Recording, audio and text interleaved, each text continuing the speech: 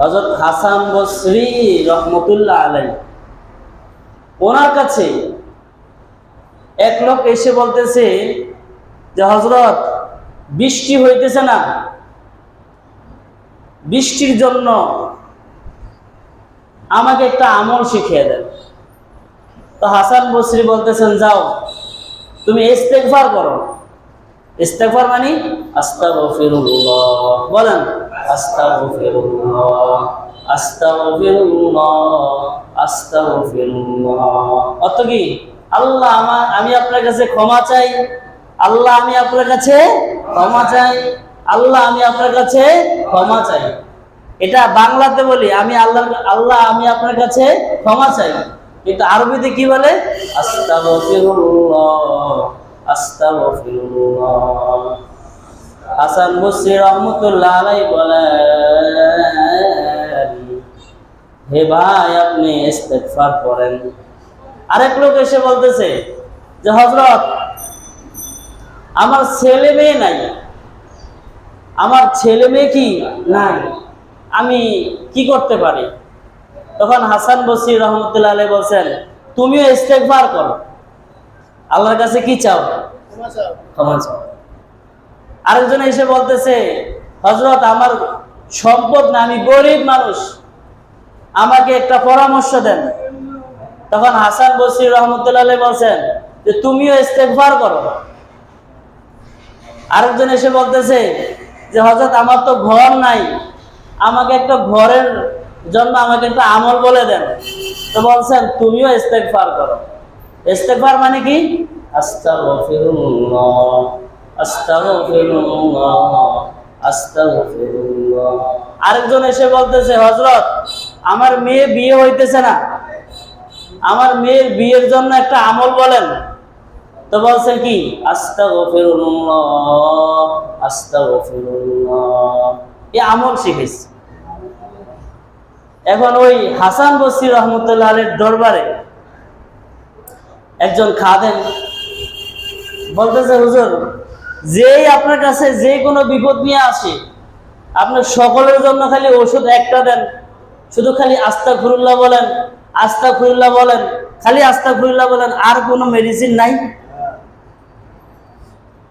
তখন হাসান বসরি রহমতুল্লাহ আলাইহি বলছেন যে আমি যে মেডিসিনটা দিছি এটা তো আমার নিজের পক্ষ থেকে দেই নাই, এই মেডিসিনটা আল্লাহ তাআলা কোরআনে বলছেন। সুবহানাল্লাহ।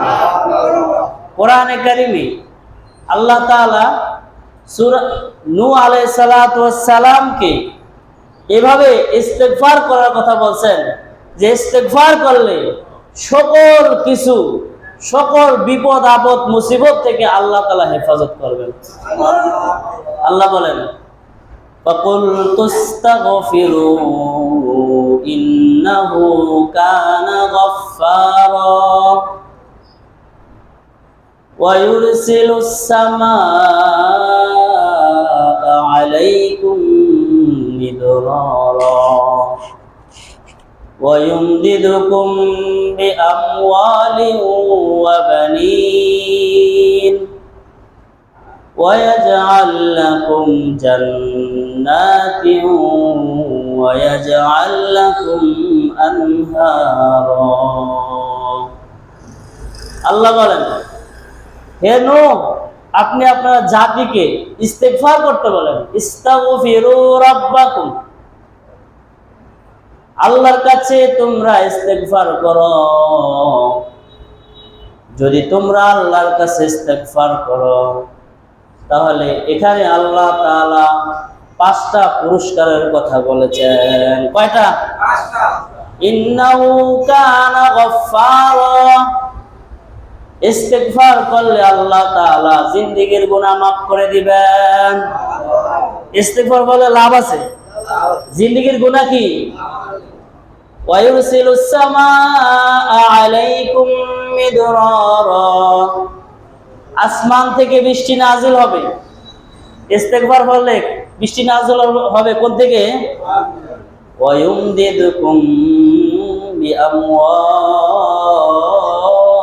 বিআমওয়াল, এবং ইস্তেগফার করলে আল্লাহ তাআলা সম্পদ বাড়িয়ে দিবেন। সুবহানাল্লাহ। সম্পদের জন্য কত দৌড়াদৌড়ি, টাকা পয়সার জন্য কত দৌড়াদৌড়ি করি কি করি না? وَيُمْدِدُكُمْ بِأَمْوَالٍ,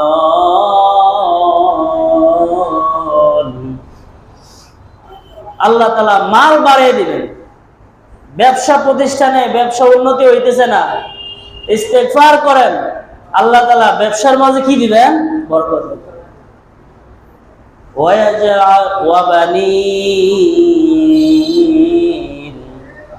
সন্তানের বিপদ আপদ থেকে আল্লাহ তাআলা হেফাজত করবেন। সন্তান কথা শুনে না, সন্তান নামাজি হয় না, বেনামাজি, সন্তান হইতেছে না, যে কোনো সমস্যার ক্ষেত্রে ইস্তেগফার করলে আল্লাহ তাআলা এই সমস্যার সমাধান করে দেবেন। সুবহানাল্লাহ। وَيَجْعَلْ لَكُمْ جَنَّاتٍ وَيَجْعَلْ لَكُمْ أَنْهَارًا, ইস্তেগফার করলে আল্লাহ তাআলা জায়গা সম্পত্তিও বাড়ায় দেবেন। সুবহানাল্লাহ। তাহলে ইস্তেগফারের লাভ আছে না নাই? হাসান বসরি বলছেন যে মিয়া ইস্তেগফার বেশি করতে বলছি আমি বলছি না আল্লাহই কইছে? আল্লাহই তো বলছে। এজন্য আমিই বলতেছি যে কোনো বিপদ আপদে বেশি বেশি কি করো? ইস্তেগফার। ইস্তেগফারের মধ্যে সবচেয়ে গুরুত্বপূর্ণ ইস্তেগফার হলো সাইয়্যিদুল ইস্তেগফার। আমরা অনেকেই জানি, অনেকেই পারি। সাইয়্যিদুল ইস্তেগফার এমন একটি ইস্তেগফার যে ব্যক্তি সকালবেলা একবার পড়বে, মাগরিবের আগ পর্যন্ত, সন্ধ্যার আগ পর্যন্ত যদি ওই ব্যক্তি মারা যায় তো ওই ব্যক্তিকে আল্লাহ তাআলা জান্নাতি বলেছেন। সুবহানাল্লাহ। আবার সন্ধ্যাবেলা যদি কোনো ব্যক্তি একবার ইস্তেগফার করে, মানে সাইয়্যিদুল ইস্তেগফার, এটা যদি একবার পড়ে তাহলে রাত্রেবেলা মারা গেলে ওই ব্যক্তিকে আল্লাহ তাআলা মৃত্যুর সাথে সাথে জান্নাতে দিয়ে দিবেন। সুবহানাল্লাহ। সাইয়্যিদুল ইস্তেগফার কি? সাইয়্যিদুল ইস্তেগফার হলো আল্লাহুম্মা আনতা রাব্বি লা ইলাহা ইল্লা আনতা খলাকতানি ওয়া আনা আবদুকা ওয়া আনা আলা আহদিকা ওয়া ওয়া'দিকা মাস্তাতা'তু আউযু বিকা মিন শাররি মা সানাতু আবুউ লাকা বিনি'মাতিকা আলাইয়া ওয়া আবুউ বিযামবি ফাগফির লি ফাইন্নাহু লা ইয়াগফিরুয যুনুবা ইল্লা আনতা। এই ইস্তেগফার অনেকেই জানে, আবার যারা জানেন না শিখে নেবেন।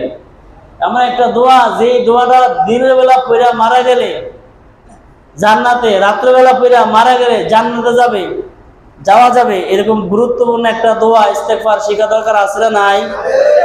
শিখে নেবেন, কাজে লাগাবেন। ইস্তেগফার খুবই দামি একটা আমল,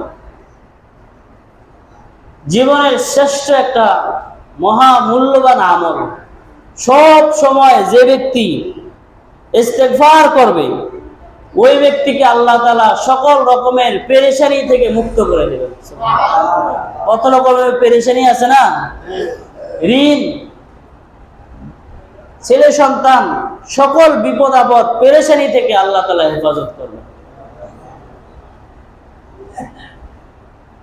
হযরত আহমদ ইবনে হাম্বল রাহমাতুল্লাহ আলাইহি, উনি হাদিস সংগ্রহ করার জন্য খুব দূর দূরান্ত যাইতেন। আহমদ ইবনে হাম্বল উনি একদিন খুব দূরের সফরে রওনা দিয়েছেন যে একটা হাদিস সংগ্রহ করবেন, যেখান থেকে উনি হাদিসটা আনতে পারবেন। রওনা দিয়েছেন। এই যুগের মতো সে যুগে গাড়ি ছিল না, প্লেন ছিল না, সিএনজিও ছিল না, রিক্সাও কি, একদম হেঁটে যাওয়ার পর, পায়ে হেঁটে যাওয়ার সিস্টেম।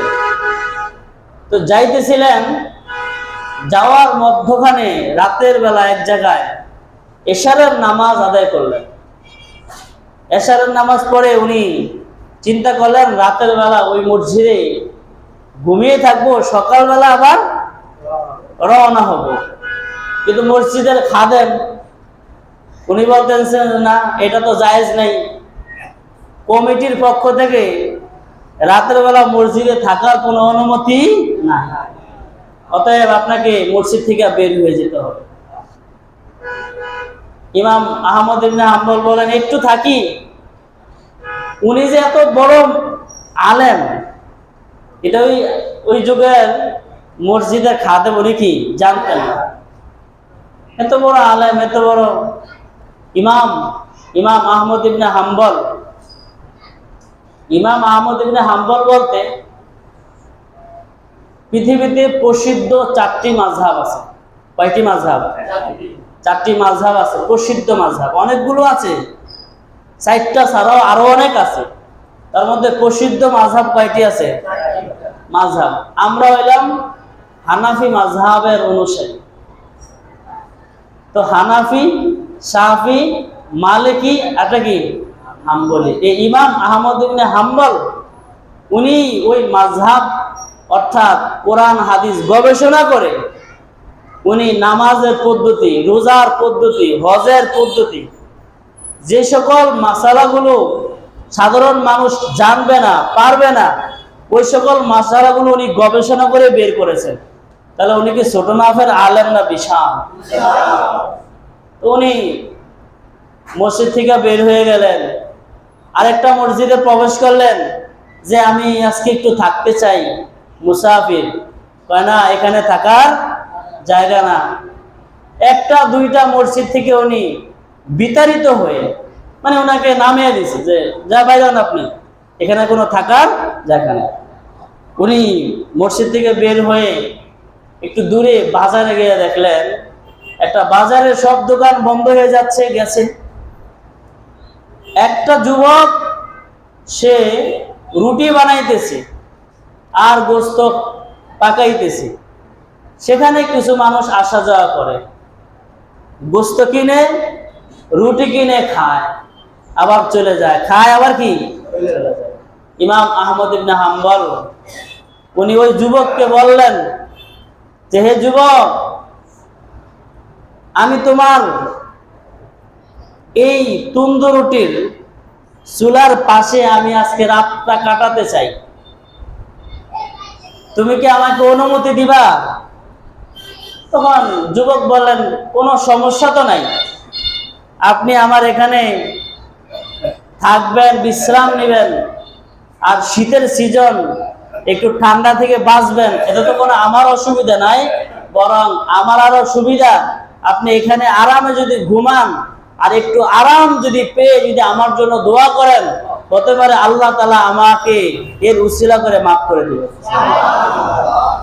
যুবক, এটা কি আমগো দেশের যুবকের মতনই রাত পাইলেই সুযোগ মতো গাঞ্জা খায়, আছে না নাই?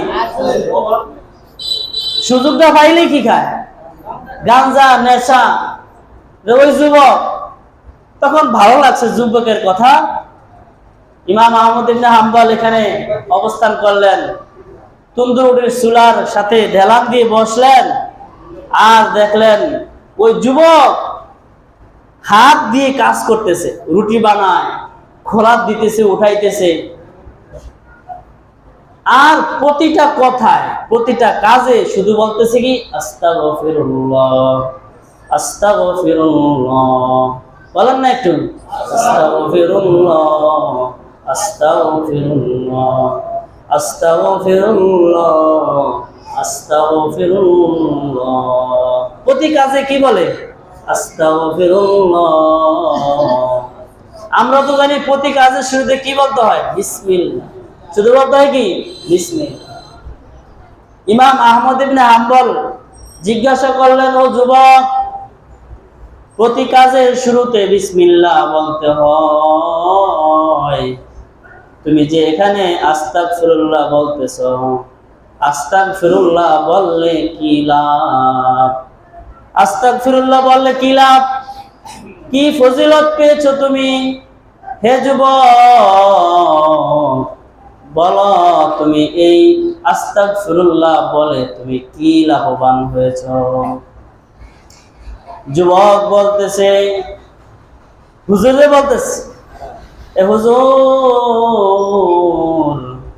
আমি আস্তাগফিরুল্লাহর মাঝে পেয়েছি যে আমি এত বেশি আস্তাগফিরুল্লাহ পড়েছি, আস্তাগফিরুল্লাহ পড়ার কারণে আল্লাহ তাআলা আমাকে এমন একটা সম্পদ দান করেছেন, এমন একটা জবান দান করেছেন, এই জবান দিয়ে আমি যে কোনো দোয়া করি ওই দোয়াটা সাথে সাথে আল্লাহ তাআলা কবুল করে নেন।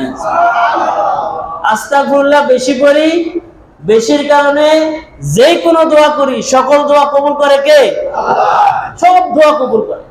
তাই হ্যাঁ, সব দোয়া কবুল, কিন্তু একটা দোয়া কবুল হয় নাই। কয়টা? একটা দোয়া এখনো কবুল হয় নাই।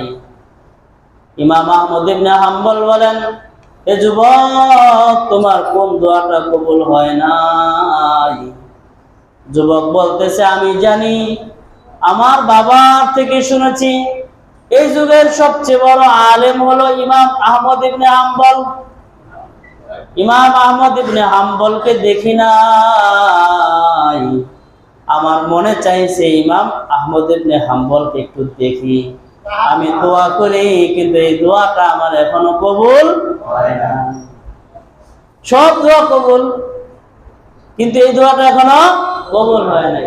ইমাম আহমদ ইবনে হাম্বল শোয়া ছিলেন, সেখান থেকে বসে গেছেন, বৈশা ভাবতেছেন যে মসজিদের থেকে নামাইছে তো আসলে মসজিদ কমিটি নামায় না, নামাইছে কে? আল্লাহ। আনতে আনতে আনতে আনতে এই জায়গার মধ্যে আই নাকি বসাইছে আমারে। হে যুবক, তুমি যে দোয়া কবুল করেছ, তুমি যে দোয়া আল্লাহর কাছে চেয়েছ করেছ, তোমার একটা দোয়া না, তোমার সবই দোয়াই আল্লাহ তাআলা কবুল করেছেন। তো কিভাবে? তুমি যে ইমাম আহমদ ইবনে হাম্বলকে খুঁজতেছ এক নজর দেখার জন্য, ওই আহমদ ইবনে হাম্বল তো আমি, এটা তো আমি। ওই যুবক রুটি রাইখা তাড়াতাড়ি আইসা ওই ইমাম আহমদ ইবনে হাম্বলকে জড়িয়ে ধরছে, চুম্মাইতেছে যে আপনি এত বড় আলেম, আপনি এখানে বসে আছেন, আপনাকে আমি কি করব?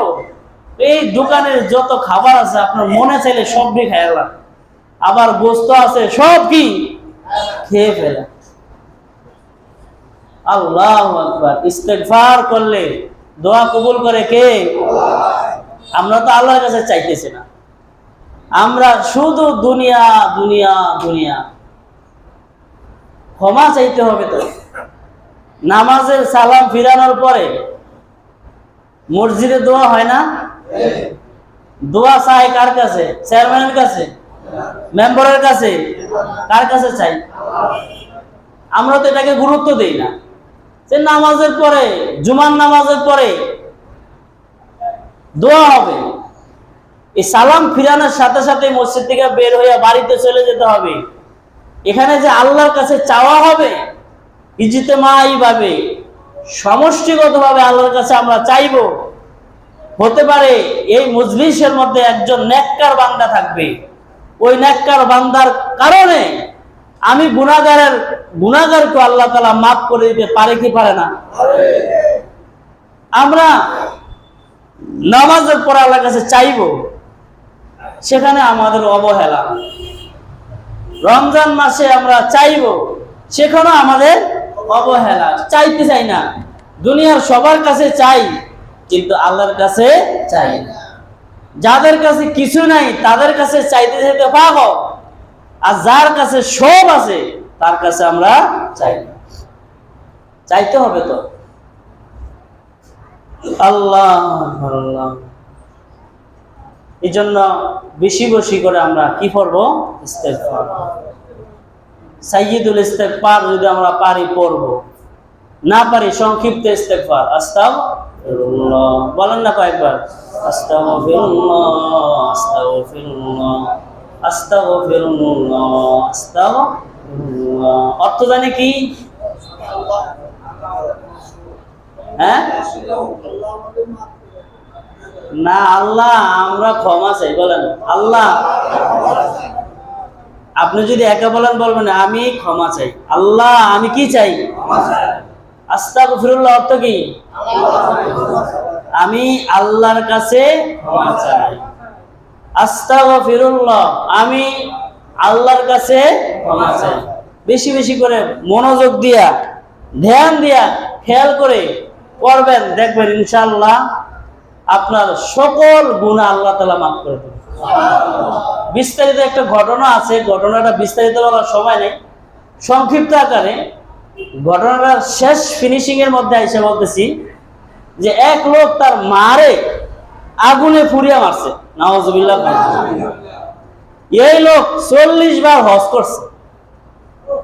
প্রতিবার হজের ময়দানে যে লাব্বাইক বলে, আল্লাহ আমার হজ কবুল করেন, গায়েব থেকে আওয়াজ আসতেছে যে তোর হজ আমি কবুল করব। মালিক ইবনে দিনার 40তম হজের সময় মালিক ইবনে দিনার রহমতুল্লাহ আলাইহি একজন বুজুর্গ, উনি হজের ময়দানে শুয়ে আছেন। ওই সময় উনি নবীকে স্বপ্ন দেখছেন। নবীকে স্বপ্ন দেখার পরে নবী বলতেছে, হে মালিক ইবনে দিনার, আজকের এই হজের ময়দানে যতগুলো মানুষ আসছে সকল মানুষের হজ কবুল হয়েছে, খালি একজনের কবুল হয়নি। এখন মালিক ইবনে দিনার বলছেন, তাহলে কে সে? সে হলো মুহাম্মদ ইবনে হারুন বলখি। এক ব্যক্তি আছে, ওই ব্যক্তির হজ কি হয় নাই। এখন ওই ব্যক্তির কাছে খোঁজ নিয়ে গেছে যে হারুন বলখি কে। খোঁজ নিয়ে যায় দেখে ওই লোক যে তাঁবুর মাঝে থাকার কথা ছিল নাই। জিজ্ঞাইল, হারুন বলখি কোথায় আছে? সে কেমন? সে তো অনেক ভালো লোক, অনেক বুজুর্গ, সারা রাত তাহাজ্জুদ পড়ে, সারা দিন রোজা রাখে। সুবহানাল্লাহ কন্যা। তাহলে সারা দিন রোজা রাখে, সারা রাত্র তাহাজ্জুদ পড়ে, সারা দিন আল্লাহর মানুষকে দান খয়রাত করে, এত ভালো মানুষ, তার হজ কি হয় নাই? তাহলে মালিক ইবনে দিনারের একটা প্রশ্ন থাকলো না, কি এত ভালো লোক, এ লোকের কি হয় নাই হজ? হইতে পারে ভালো লোক, কিন্তু ভিতরে ভিতরে ভেজাল আছে, এরকম আছে না? মালিক ইবনে দিনার ওই হারুন বলখির কাছে গেছে, যে বলছে আপনার সমস্যাটা কি বলেন তো? আমি তো স্বপ্নে দেখছি এরকম এরকম আপনার হজ কবুল হয় নাই। আমি তো যে গুনাহগার এটা তো আমি জানি আর আল্লাহ জানে। কি হয়েছে? আমি তো নেশা করে একদিন বাড়িতে গেছি, নেশা করে বাড়িতে যাওয়ার কারণে মা আমাকে বলছে যে তোর মতো কুলাঙ্গার সন্তান আমার আর দরকার নেই। এই মা যখন বলছে, নেশা করার কারণে মস্তিষ্ক খারাপ ছিল, আমারও জিদ উঠে গেছে, হিটের মধ্যে মারে ঘুষা। নাউজুবিল্লাহ। মারে ঘুষি দিছে আর মা পড়িয়া গেছে। পড়িয়া কয় তোর মতো কুলাঙ্গার সন্তান আমার দরকার নাই, আর পৃথিবীর কোন মা যেন তোমার মতো এরকম বাটপার কুলাঙ্গার সন্তান জন্ম না দেয়। এই কথা বলার কারণে ওই লোক বলছে আমার মাথা তো ঠিক নাই, মদ খাওয়ার কারণে বিকৃত হয়ে গেছে। মারে বলছে যে আমি তোমার মাইরি না, নিয়া ফাংজা করিয়া ধরিয়া আগুনের মধ্যে ফালাই দিয়েছে। চুলার বড় বড় চুলার ভিতরে আগুন জ্বলতেছিল, সেখানে জাতা দিয়ে ধরে রাখছে। যখন সকালবেলা হয়েছে, আমি জিজ্ঞাসা করলাম, বউরে জিজ্ঞাইলাম, বউ মা কই? মারা যে দেখি না। বুঝেন না মনে হয়? রাত্রে যে কাম করছে, হুশে না বেহুশে? ওই যে মদ গাঞ্জা খাইলে তো বেহুশ হয়ে যায়, মদ গাঞ্জা খাইলে তো বেহুশ হয়ে যায়, হুশ থাকে না। তোমার মারে সারা রাত্র ধরে আমরা কাঁদতে আছি। কি হয়েছে মা? কই যে দেখো কঙ্কাল হয়ে গেছে, মরে কাঠের মতো শক্ত হয়ে গেছে। তোমার মা মৃত্যুর সময় বলে গেছে, আল্লাহ তোমার কাছে বিচার দিয়ে গেলাম, এরকম বিপদে আছে। তখন মালিক ইবনে দিনার বলছেন, ঘটনা তো এখানে, তোমার হজ কবুল হইব কিভাবে? তুমি মারে কষ্ট দিছ, মারে কষ্ট দিয়ে হজ কবুল হবে? মারে কষ্ট দিয়ে ইবাদত কবুল হবে? তোমার ইবাদত তো কবুল হবে না। এই জন্য আমরাও তো দেখা যায় আমাদের যুবক কত মানুষ আছে মারে কিল দিয়ে লাই, গালি দিয়ে লাই। তওবা করেন, মা জীবিত আছে, জীবিত মার কাছে পায়ে ধরে ক্ষমা চান। আল্লাহ তাআলা আপনার মার দিল নরম হয়ে গেলে আল্লাহ তাআলা আপনার জিন্দেগীর গুনাহ মাফ করে দেবেন। হাদিসে বলেছেন রিদর রব্বি রিদল ওয়ালিদাই ওয়া সাখাতার রব্বি সাখাতাল ওয়ালিদাই। মা বাবা রাজি, আল্লাহ রাজি। মা বাবা অসন্তুষ্ট, আল্লাহ অসন্তুষ্ট। মালিক ইবনে দিনার বলছেন, ভাই তোমার তো মা মারা গেছে, এখন তো তোমার ক্ষমা চাওয়ার কোনো রাস্তা নাই। তাহলে একটা কাজ করো, দৈনিক 100 বার দুরূদ শরীফ পড়ো এবং দৈনিক 100 বার আস্তাগফিরুল্লাহ পড়ো। কয়বার? 100 বার দুরূদ শরীফ, 100 বার আস্তাগফিরুল্লাহ। এই আমলটা করো। আমল দিয়ে গেছেন। দিনের বেলা ওই হারুন কারখি বলখি উনি 100 বার দুরূদ শরীফ এবং 100 বার আস্তাগফিরুল্লাহ পড়ে ঘুমাইছে। রাতের বেলা মালিক ইবনে দিনার রহমতুল্লাহ আবার স্বপ্ন দেখছে নবীজিকে। সুবহানাল্লাহ। নবীজি বলতেছে, হে মালিক ইবনে দিনার, এবারের হজে যতগুলো মানুষ গেছে প্রত্যেকটা মানুষের হজ কবুল হয়ে গেছে। তখন নবীজি জিজ্ঞাসা করছে, নবীজি আপনারা কালকে বললেন একজন ছাড়া বাকি সবাই? কয় সে এমন একটা আমল করেছে, এই আমলের কারণে আল্লাহ খুশি হয়ে তার পিছনের 40 বছরের সকল হজ, সকল নামাজ আল্লাহ তাআলা কবুল করে দিচ্ছে। ইস্তেগফারের লাভ আছে না নাই?